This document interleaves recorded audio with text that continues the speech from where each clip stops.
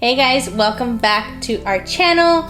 It is good to be back. I told you I am going to do my best to make sure I at least either myself, Brad and myself, don't mind Bubba, Brad and myself, or the both of us come and do a video at least once a week, just to keep up with everything and catch you guys up on everything. So last week, or was it this week?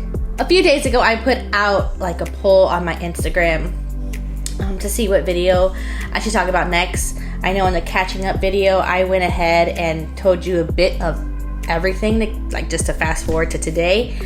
So I went on my Instagram, did a poll to figure out which video I should do next, and this was by far one of the most requested. There was two others that I will do. We're gonna start with this one. So this one is our birth story. I say our because Brad was there the entire time, but it's kind of a roller coaster of a story. So I hope you guys enjoy it. So let's jump right into it. Don't forget to like and subscribe, and let's get right to it. Okay, we're gonna get into it, but let me explain. So you guys know that I recently just became a stay-at-home mom, which has been great. So you know I'm gonna be recording these videos in the midst of me waiting for Ace to wake up from his nap. So I did not put on a face, and if you guys don't follow my Instagram, I'll put this in one of my other stories, but my hair is literally falling out. This is just a side note, okay? That my hair is literally falling out. So it's been a roller coaster. So yeah, I'm not putting on no makeup today, and I have just my regular, like, just house clothes on. Anyway, so we are going to talk about my birth story with baby Ace. So if you don't know, just do a quick recap. Brad and I tried for 4.5 years to conceive. Ended up needing some medical assistance, I guess you can say. We went to our IVF clinic, and we were able to conceive Ace with the help of some medication and just some extra monitoring. So it's been a fun ride, adventure, even like from the day that we found out I was pregnant with Ace. So we went into the hospital on the ending of June. So June 29th, June 30th. And we were scheduling meets to induce me. So that way we can force my body into labor.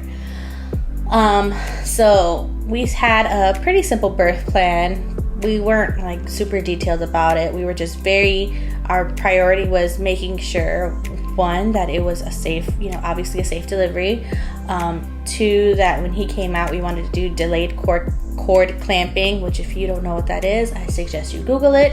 It's actually pretty important. And some doctors, they automatically do it, but you can suggest a time. And I believe the time that's suggested to delayed cord clamping is basically putting off the time to cut the umbilical cord. That was a big priority, and I was trying to do a no pain medication labor. I didn't want any epidural. I wanted to try and see if I can handle it, with the understanding that I may get to a point where I can't handle anymore, and I'll be for it. So that's what was the plan. Fast forward to my day of delivery, things didn't happen according to plan. I get there the night before. They're inserting the first medication to get me started with this whole inducing process. They get that, and that's supposed to like soften your cervix and whatever other sciencey stuff that's supposed to do. That was the first step in the process. So that's it, from the night before all the way to the next morning. The next morning, the doctor comes in, checks me, and I'm not progressing as far as she would like. So she's gonna fast forward a little bit more, and that's when we decided to go ahead and first, she's gonna manually break my water, and then also start me on Pitocin. So there were some warnings given. She said, one, with Pitocin, what's gonna happen is it's gonna help bring on these contractions. It's gonna help your body get we're gonna help basically mimic what a labor would be. So we're gonna start you on the low dose and then continue to increase the dose as the day goes on, so that way we're not just hurrying up and shocking you. And she said, 2, after I break your water, things are gonna start happening. It's basically forcing your labor on top of the medication. Things are gonna progress pretty quickly, so just know that. And then the third warning they gave is, they knew that my plan was not to be on epidural. They just felt the need to warn me, like, okay, we are giving you this medication, Pitocin, and then we are also breaking your water. Your contractions are not going to be like normal contractions. You are going to feel them, probably most likely more than what a normal labor would be like. Because a normal labor, your body is doing it itself. It knows what it can handle, it knows what it can't handle, so it's just a natural occurrence. When you're inducing labor, you are forcing your body to do something that it's not prepared to do. Not every woman agrees with it. This is just what I did. This is what I did with Ace. So I was still stuck on, no, I'm gonna try and progress, go in labor as much as I can without pain medication. She's like, okay. The nurse is looking at me and she's like, are you sure? I said, yes. So she breaks my water, and it's like this plastic hook thing, and she's literally puts it in and yanks, and you just feel like a pop. And disgusting, warm, it wasn't fun. So she breaks my water, and then they start me on the Pitocin. They weren't kidding when they say things progress quickly. It progressed very quickly. We had intention to record the day of, take pictures, I wanted to walk, try to do all the things that all these other YouTube people tell you to do, and these articles and these blogs, and make sure you walk around, and that would help, and a birthing ball and all this. It was all crap. Okay. Some things helped. The birthing ball did help. I used it because after she broke my water and as they increased the Pitocin, these contractions were no joke. I thought that they were like back to back to back to back. Turns out that they weren't. Brad was watching the monitor, and he can see when the contractions were happening, how high on the chart they went and how low they were. And I felt like they were back to back. He says that there was gaps in between. I don't remember those said gaps. But I was doing the birthing ball. I was trying to walk, swaying. He was massaging my lower back. It was painful. Like, I wish I could describe exactly what a contraction feels like. It's painful. It's a mixture of just terrible pain in your lower back to pressure. Like, it's just, they're terrible. So I tried my hardest to make it but with trying to manage the pain on your own and breathing, and you get exhausted, and that's exactly what happened to me. I got so tired. I'm like, I don't think I can take much more of this. I am tired. And in my head I'm thinking, like, it's time for me to push. How is this gonna happen? Because I'm tired now. I have no strength left. I look at Brad, I'm like, I think I want the epidural. He's like, you do whatever you need to do. Because at this, during this whole process, you're not able to drink anything, eat anything. I think I was struggling just with ice chips. It was just a thing. And we decided to get an epidural. And the nurses did warn me before all this progressed very quickly. They're like, it takes at least an hour for the anesthesiologist to come to your room, get you set up, prep you, and get you, all ready for the epidural. So keep that in mind. Don't wait until you can't take it anymore. And Brad's like, don't wait until you can't take it. I'm like, no. I'm like, I think I could manage them doing it. So call the nurse over, and we asked for epidural. I think there was like one other person or two other people in front of me. So I had to wait. And that was the understanding. Like, I didn't get frustrated, I didn't get angry. I had to wait. It wasn't fun because I was in pain. It's right now it's like a blur. I remember it was just really painful. I couldn't take it. It was a lot. The doctor came in and checked, or my nurse came in, checked me, and she's like, you're about 6. She's like, you're 6 to 7 centimeters right now. So she's like, you're almost there. I'm like, I can't wait any longer. It's like either I take the pain medication and try and get rest so that way when it comes to actually having to push him out, I would be rested, or push on through it. And I was like, I need rest. So the anesthesiologist came in. She had a student with her, which it looked like they were gonna let the student do it, and I was like, yeah, absolutely not. Just because you hear horror stories about anesthesia, the epidural and all that. So it was a really nice lady. She was like an angel with her hands.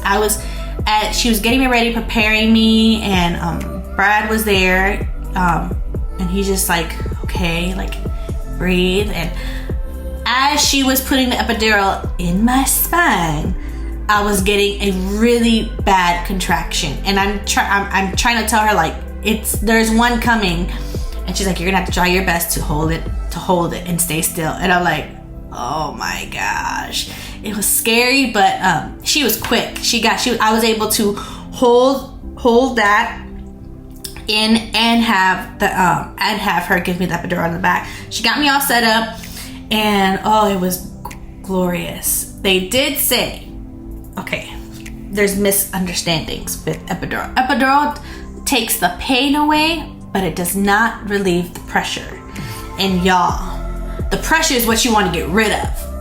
Like the epidural helped me just relax my body a little bit, and I was able to get a nap. Epidural gave me really bad shakes just because my body was in pain. I got really bad shakes. I'll see if Brad could put in the video of him. He recorded me, and my hand is like literally uncontrollably shaking. But I was able to take a rest. I was able to take a nap. However, what felt like 2 minutes later, even though I know it was longer, I felt like the epidural just stopped working. Just stopped. I was in pain all over again, and they're trying to tell me, is it pain or is it pressure? Is it pain or is it pressure? I'm like, I don't know what it is, and I'm like just trying to figure out. And I'm telling Brad, like, this doesn't feel normal. Like, I feel everything but like 10 times worse now. And I'm asking the nurse, like, please, like, check me, because I feel like it's time to go. And she checks me. She's like, no, you're only like 8 centimeters. You're almost there, but you know, it's not time yet. And I'm telling her, like, something is not right. So she calls the anesthesiologist again to give me a second dose of epidural, because I was in excruciating pain. And then I asked her to check me again, because even after that second dose, I'm still feeling the same thing. And at this point, I'm like, okay, maybe it's not pain, it's the pressure. I think he's ready to come out. Nurse comes to check me. She's like, no, not quite. And I'm looking over at Brad. I'm like, this baby is coming out whether they want, whether they're ready for him or not. Like, that's what it felt like. I just felt the need to push him out by any means necessary. I don't care. I was breathing. At this point, like, I was that crazy lady screaming at my husband, like, he needs to come out. Another nurse came in, because the nurse that I was used to for that day, she was next door, which I heard it all, by the way, next door helping labor and deliver the ladies next door's baby. So this new nurse comes in, and I telling her, please check me. Like, check me. The other nurse, I told her that he needs to come out, and she's like, okay, let me check you. She checks me, and I have progressed a little bit more. I think at this point I was 9 centimeters. She's like, oh, I'm gonna tell the nurse to call the doctor, because I think you're gonna be ready very soon. And I said, okay. I said, all right. My nurse comes back, and she says, no. She says, no, you know, she's not quite there yet. And the other nurse that checked me, she's like, I'm telling you, she's gonna, like, they're having like this little bicker on the side of me, and I'm like trying to pay attention, but I can't, because I'm in so much pain. And I know the new nurse is telling her, like, you need to call a doctor because she's gonna go into labor soon. Like, call her. And my nurse was like, okay. But I guess she never called my doctor when the other nurse came to tell her that. So this is where it gets interesting. So I'm in pain. I swear this epidural does not work. It didn't work. And I'm there and I'm literally about to push this kid out because that's what it feels like. It feels like he is already out. And I'm telling the nurse, and the new nurse, thank you Jesus, she came out and I'm crying to her, telling her, like, he's coming out. And she's like, are you sure? I said, yes, he is coming out now. And the nurse is like, all right. She goes and she grabs her little labor table, brings in two other nurses with her, and she's like, do what you feel you need to do. And I'm like, what? She's like, if you feel the need to push. And I'm like, okay, but I'm like, at the time, I'm like, I think I just said okay. And I'm like wondering, I'm like, where the heck is why isn't my doctor here? My doctor wasn't there. And at this point, I started pushing. I started trying to deliver this kid before my doctor even walked in the room. So I'm in pain and I'm pushing, and the nurses are, they're there trying to comfort me. And then my doctor swings open the door and she's literally in the midst of getting dressed, putting pants on, and I'm pushing already. I'm already trying to deliver this baby. And she's like, all right, how are you? And she's getting dressed. And after I thought about it, I'm like, this lady was about to miss my delivery. And she's like, how are you? And she's trying to assess what's going on. And I'm telling her I want to push him out. She's like, all right. She's like, I'm going to help you push him out. She's like, we either can take it slow or we could get him out in the next push. I said, I want him out in the next push. And she's like, all right. And she literally is there getting dressed, and she's like, this is what you're gonna do. And I push how she tells me to push one time. I push how she tells me a second time, and Ace pops out. Ace pops out. She barely made it, literally barely made it. But yep, he popped out. And of course, our priority was delayed cord. I'm like, make sure that they don't cut the cord. And of course, my child is one of those children that come out with a short umbilical cord. So she's there holding him he won't reach you. He won't reach you. So I'm like, just cut the cord. I told Brad, just cut the cord. I want to hold him. Let me hold him. And it was great. It was great. I tell you when, mind you, my whole junk is out. There's 5 other people in the room. I have this nasty, squishy thing on top of me. You don't care at this point. After I pushed him out, all my pain was gone. It's you forget. They always oh, moms forget the pain. It just doesn't matter at that point, I should say. We remember how painful it was, but it just didn't matter. He was out.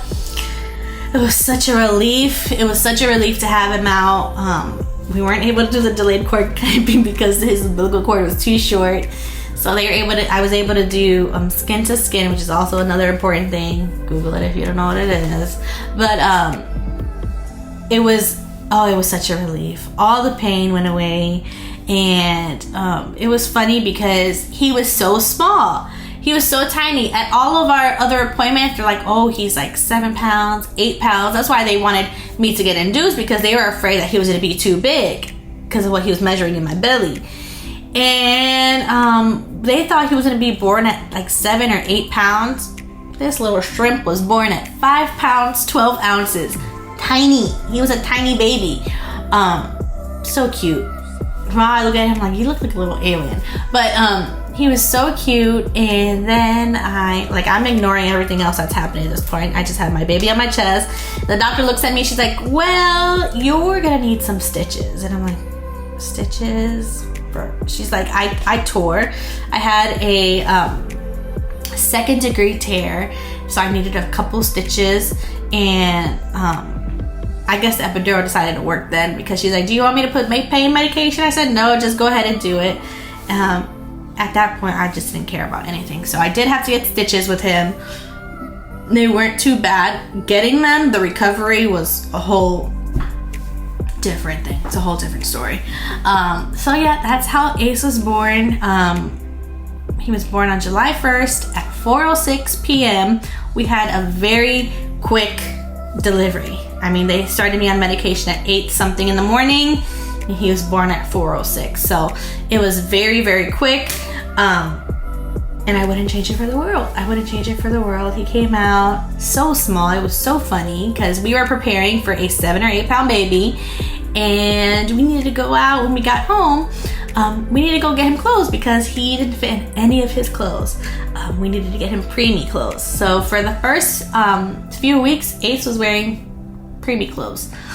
He was so tiny. I'll put some pictures here somewhere in this video so you can see how he looked. But yeah, that is my birth story. It was great. It was interesting. It was hilarious. Now, after the fact, not during. And Brad looked at me like I was a psycho because after, like, I was all cleaned up, stitched up, Ace was cleaned up and everything, I look over at Brad and I said, I'm ready for baby number 2.